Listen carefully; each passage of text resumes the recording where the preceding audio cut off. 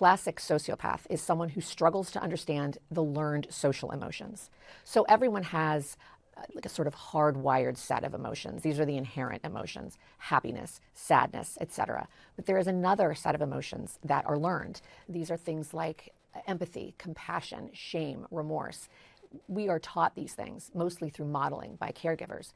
Sociopaths struggle to learn those emotions.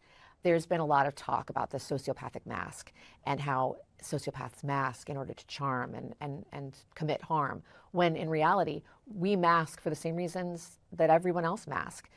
It's easier to get through.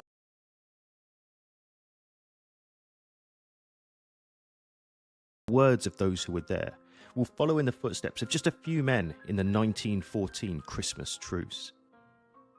By December of that year, trench warfare on the Western Front was well and truly established. After a period of mobile fighting, both sides had dug in, forming a 400-mile-long network of trenches running from the English Channel to the Swiss frontier, in which millions of men struggled for survival.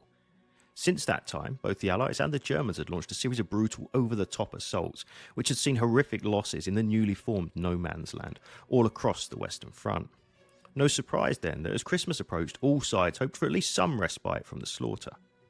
For the British, who in fairness were at that time only a small player in the Western Alliance, they had made this area their home, taking on a line of trenches covering around 30 miles from the Belgian city of Ypres to a junction with a much larger French army just here on the banks of the La Bassée Canal.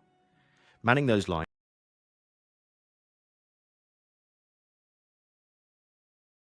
but it seems that the genes that control the length of the fingers, and particularly the second and the fourth digit, so your index finger and your ring finger, are determined by or are influenced during development by testosterone load in the womb. So the fetal, the load that the fetus is of testosterone from the mother that the fetus is exposed to.